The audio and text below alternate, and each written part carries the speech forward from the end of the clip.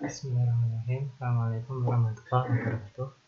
Mudah-mudahan video ini bisa membantu teman-teman semuanya yang pada lagi bingung ngerjain untuk UTS data mining ya. Nerusin video sebelumnya setelah kita dapat tadi dari berbagai parameter ya.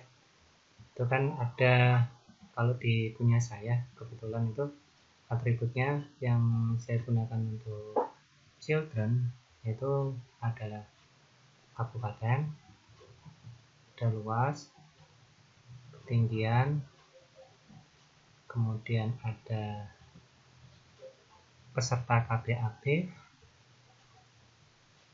kemudian ada jumlah agama ya ini, kemudian sudah. Nah dari situ kita tentukan yang tadi batasnya masing-masing. Untuk KB aktif ini sekitar 4.600 ya. Ini sumbernya dari data average. Jadi data average yang semua data yang digunakan untuk model di rata-rata. Kemudian saya bagi dua, yang di atasnya 4.600 sama di bawahnya 4.600. Yang agama juga sama, kurang lebihnya seperti itu. Nah dari situ nanti kita hitung ya teman-teman. Ini kan ada yang sebelumnya parent untuk masing-masing entropi. Ada gini dari parent, entropi sama error. Nah sekarang kita ngitung masing-masing dari gini, children, entropi sama error. Nah nanti ditentukan saja ya kita mau pakai mana salah satu. Kalau di contoh slide bapaknya yang kuliah itu pakainya entropi, tapi kalau entropi nanti entropi semua. Jadi misalkan ini entropi total didapatkan ya dari 5 kriteria. Jadi kabupaten ini di sini kan ada 5 ya, Bantul, Jogja, Sleman, Gunung Kidul, Kulon Progo. Nah dari sini bobotnya masing-masing jangan lupa. Jadi misalkan di sini kan ada bobotnya ya, bobotnya ini berapa, jumlah data total di Bantul berarti adalah 12 per 54 dikali entropinya di situ. Sedangkan entropinya itu kan tadi adalah dari 8 per 8 tambah 4 12 totalnya kali log dari ini ya, 8 per 12 log base nya 2. Ini ada minusnya, selalu ada negatifnya. Nah kemudian setelah dapat total ya, kemudian kita tuliskan gain, split info, sama gain ratio untuk masing-masing atribut. Nah dalam hal ini saya menggunakan untuk semuanya entropi. Jadi misalkan di sini kita B6 itu entropi dari parent 0,99 dikurangi entropi total dari children attribute ya 0,83, jadi dapat nih 0,15. Tapi kita harus bandingkan yang sama data yang lain, mana kira-kira yang terbaik yang mau kita ambil untuk jadi parameter pemisah utama. Nah di sini kita dapat gainnya 0,15 atau 15,11%. Ini split infonya 0,693 ya, dari rumus yang ada di slide juga. Kemudian ada gain ratio. Gain ratio itu adalah gain dibagi dari split info, nanti akan dapat gain ratio. Nah nanti kita pilih di antara semua atribut tuh yang gainnya yang besar dan juga gain ratio yang besar. Kalau gain rasionya terlalu kecil berarti nanti semuanya itu terbagi, dan itu pembaginya misalkan berdasarkan ID, itu berarti 0 jadinya. Nah itu tidak akan bermanfaat karena harus ada pembedanya. Tidak semua data homogen terbagi, tapi cuman anggotanya cuma 1 dibagi 14 misalkan.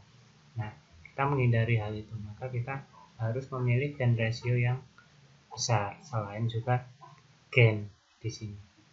Nah di sini kita nanti dapat semua ya, dari luas kita dapat entropinya itu kurang lebih di sini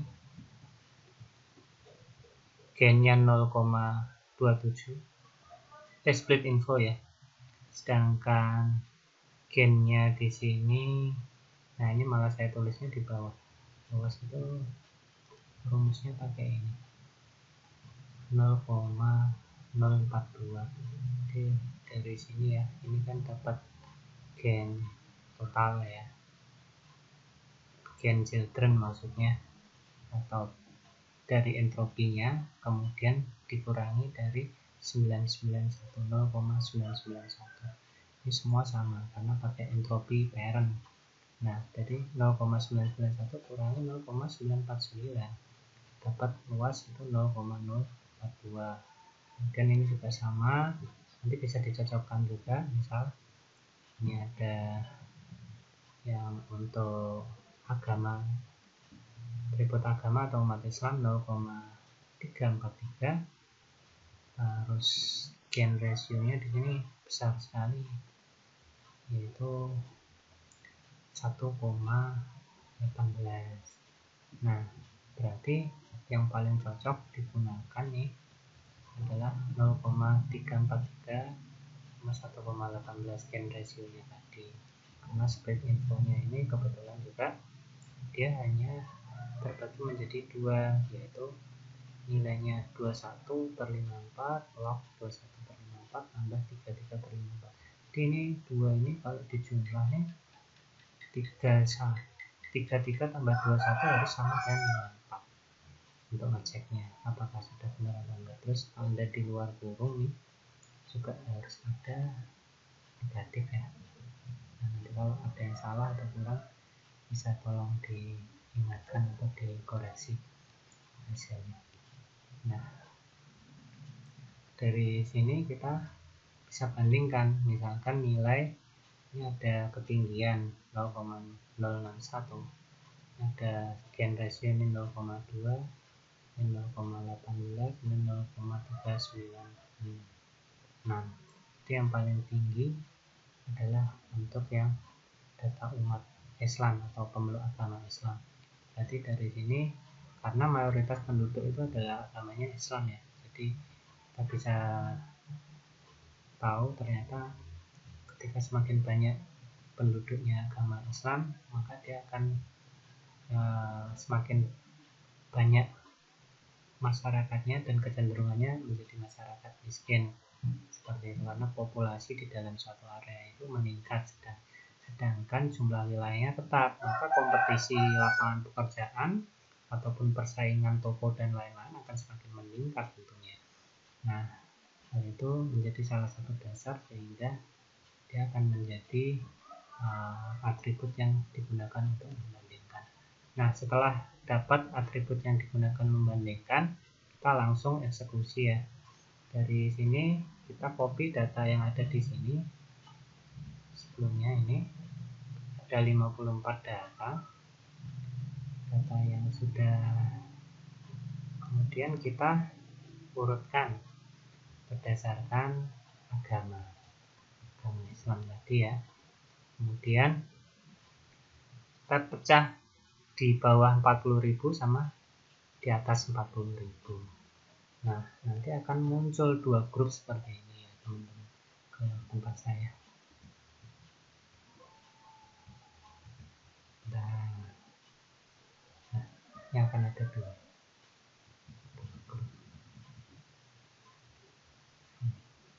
Ini yang agamanya Islam. Kemudian ini nanti di filter ya, seperti ini teman-teman.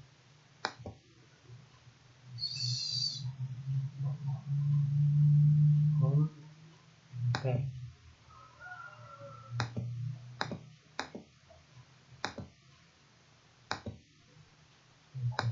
Nah, terus ini diurutkan ke yang paling kecil, smallest to largest, seperti ini. Nah, kita urutkan dari sini sampai 40.000, batasnya di 40.000. Nah, ini 40.000 ke atas klasifikasi kelas yang berbeda. Nah, dari sini kita menemukan ternyata ada kecamatan miskin sebanyak 6 dan tidak miskin sebanyak 27. Kemudian nanti kita hitung entropinya. Dan ini digunakan sebagai entropi parent selanjutnya.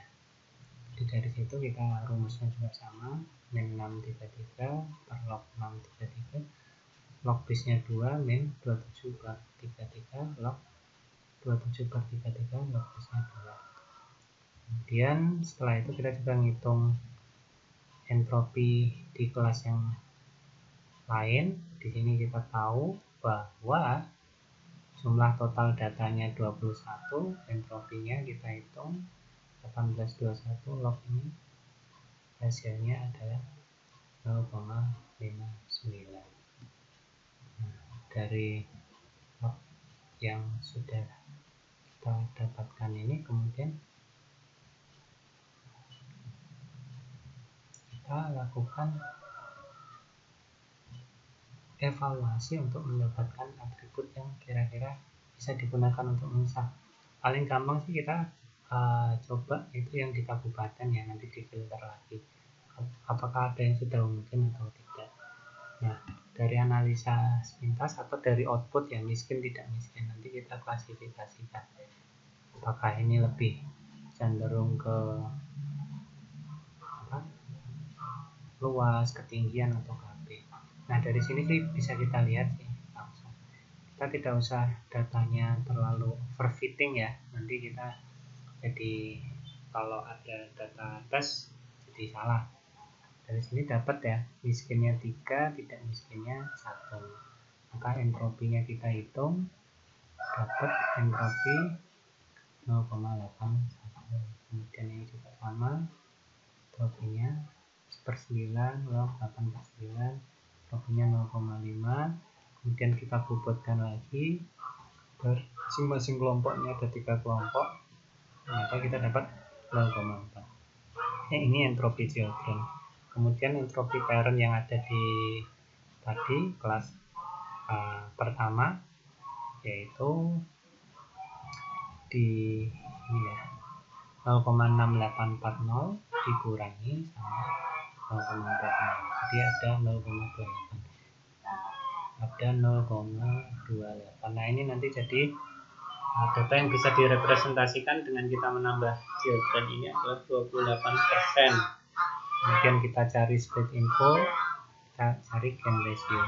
Dari sini sebenarnya kita udah bisa menebak ya, bahwa kita tidak usah mencoba untuk klasifikasi data luas, ketinggian, atau KB, karena ini sudah cukup ya. Karena kalau terlalu homogen juga kurang bagus nih, terlalu overfitting. Nah, nanti dapat di sini 28%. Kemudian di kelas yang selanjutnya kita lakukan hal yang sama. Nah, kalau di kelas yang selanjutnya hampir semua kecamatan itu sudah homogen kecuali data di Kabupaten Sleman. Itu ada 3 kecamatan yang tidak miskin ya ini. Terus yang kecamatan miskinnya ada 5. Kemudian entropinya kita cari lagi seperti biasa. Kemudian kita bobot. Bobotnya seperti biasa. 8, 5 tambah 3 per total semua ini ya. Totalnya ini ada 18 tambah 3, 21 kali entropi yang ini.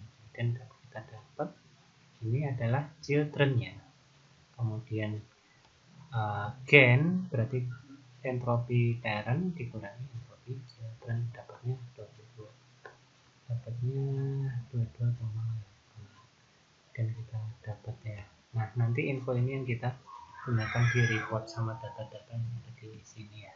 Kurang lebih teman-teman seperti itu. Nah, nanti tinggal kita jelaskan bagaimana pengolahan data dan prosedur step by step-nya. Kemudian bisa bermanfaat dan membantu teman-teman semua untuk mengerjakan UTS data mining. Mungkin sekian dari saya. Mohon maaf apabila ada salah kata. Assalamualaikum warahmatullahi wabarakatuh.